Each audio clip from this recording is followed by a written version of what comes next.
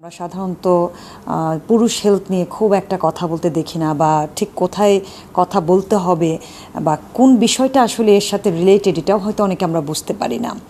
নারী পুরুষ দুজনের মাধ্যমে আসলে একজন সন্তানের জন্ম হয়, সেজন্য দুজনের স্বাস্থ্যই কিন্তু ভালো থাকতে হবে, দুজনের রোগ প্রতিরোধ ক্ষমতা ভালো থাকতে হবে, ফিজিক্যাল ফিটনেস ঠিক থাকতে হবে। তা না হলে যে কোনো একজনের কাছ থেকে কিন্তু বন্ধ্যাত্ব আসতে পারে। যেমন আমরা একটা কমন প্রবলেম ইদানিং ফেস করতে শুনছি যে পুরুষদের ক্ষেত্রে তাদের শুক্রাণুর ঘনত্ব বা বীর্যের ঘনত্ব বা বাংলাতে যেটাকে ধাতু বলে থাকে তার ঘনত্ব কমে যাওয়া বা শুক্রাণুর কার্যকারিতা কমে যাওয়া, এই বিষয়গুলো আমরা খুব খেয়াল করছি এবং ডে বাই ডে কিন্তু এটি বৃদ্ধি পাচ্ছে।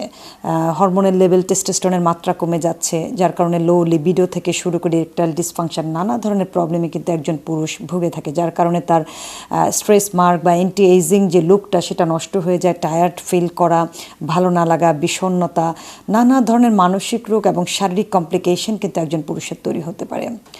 প্রকৃতিতে এমন কিছু শক্তিধর খাবার আছে, এত বেশি নিউট্রিশিয়াস, এবং যুক্তরাজ্যের ইউনিভার্সিটিতে গবেষণা করে দেখা গেছে যে খুব ভালো গুণসম্পন্ন কিছু খাবার আছে যে খাবারগুলো পুরুষ স্বাস্থ্যের জন্য খুব খুব ভালো, অর্থাৎ শুক্রাণুর মাত্রা বৃদ্ধি করা, ঘনত্ব তৈরি করা, ইভেন হলো শারীরিক যে কার্যক্ষমতা বৃদ্ধি করা, তার প্রত্যেকটাই কিন্তু এই খাবারগুলো করে থাকে। তার মধ্যে 1 নম্বর যে খাবারের কথা বলা হয়েছে তা হলো বাদাম, এবং সেই বাদামের মধ্যে অনেক ক্যাটাগরি আছে। 1 নম্বর যে বাদামটার কথা আমি বলবো তা হলো আখরোট। কেউ যদি এই প্রবলেমে ভুগে থাকেন তাকে বলবো মিনিমাম 3 মাস প্রতিদিন 70 গ্রাম করে আখরোট খাবেন। এটা স্ন্যাক্স হিসেবে কিন্তু আপনি খেতে পারেন, অর্থাৎ রেগুলার যে খাদ্য তালিকা আপনার, তার সাথে আপনার একটা মিল থাকবে যেখানে আপনি আখরোটটা খাবেন। কখনো আখরোট, কখনো সেখানে চীনাবাদাম, এবং কখনো সেখানে কাঠবাদামটাকে খেতে পারেন। রিচ অ্যান্টিঅক্সিডেন্ট থাকে এবং তার পাশাপাশি ওমেগা 3 ফ্যাটি অ্যাসিড থাকে, যা শুক্রাণুর ঘনত্ব বৃদ্ধিতে সাহায্য করে থাকে। সেকেন্ড যেটা এসেছে তা হলো যে লাইকোপেন সমৃদ্ধ যে খাবারগুলো, অর্থাৎ লাল সবজি বা ফলমূল। আমরা একটু খেয়াল করে দেখি আমাদের চারিপাশে কতটা লাল সবজি এবং ফলমূল আছে।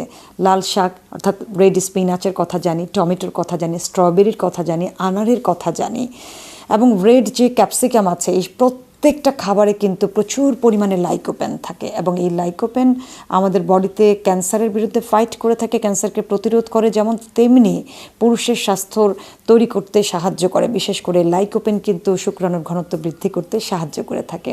তাই অল্টারনেটিভলি কিন্তু আমরা লাইকোপেন সমৃদ্ধ এই খাবারগুলো আমাদের খাদ্য তালিকায় রাখতে পারি। খেয়াল করে দেখেন প্রতিটা খাবারই কিন্তু সহজলভ্য, পৃথিবীর প্রতিটা দেশেই এই খাবারগুলো কিন্তু পাওয়া যায়। 3 নম্বরে যদি বলি, আমরা ডিমের কথা সবাই জানি, যেহেতু ডিম হলো একটা স্বাস্থ্যকর প্রোটিন, ফার্স্ট ক্লাস প্রোটিন, এবং যার প্রত্যেকটা নিউট্রিয়েন্ট আমাদের বডি অ্যাবজর্ব হয়। সো ডিমের কুসুমে থাকে হলো প্রচুর পরিমাণে ভিটামিন এ, ডি, ই, কে, এবং প্রচুর পরিমাণে মিনারেলস, যেটার একটা অন্যতম উপাদান হলো জিঙ্ক।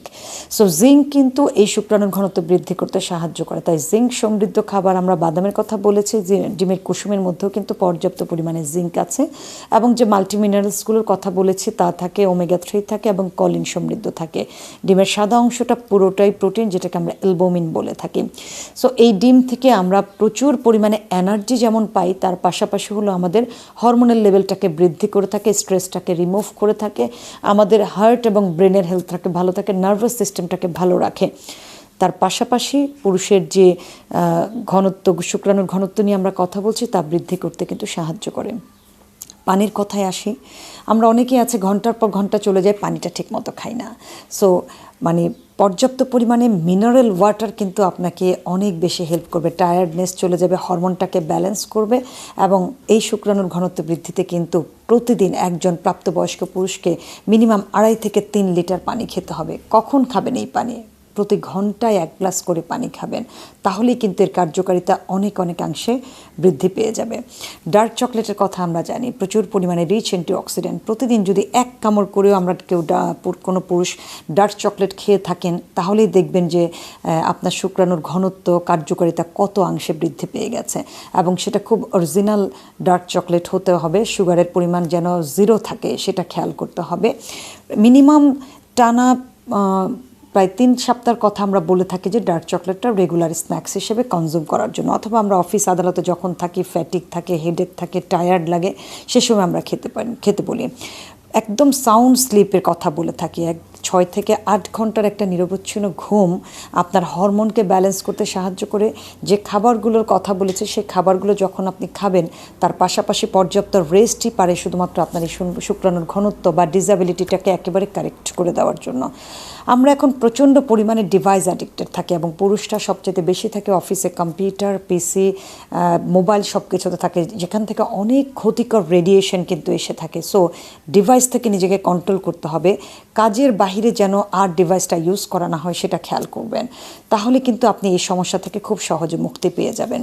এর পাশাপাশি অনেক ফাংশনাল ফুড আছে যেটা আপনার এই বীর্যের ঘনত্ব বৃদ্ধি করতে সাহায্য করবে। আমরা হলুদের কথা জানি, আমরা রসুনের কথা জানি, তার পাশাপাশি মিষ্টি কুমড়ার যে বিচি আছে, এটাকে কাঁচা খেলে সবচেয়ে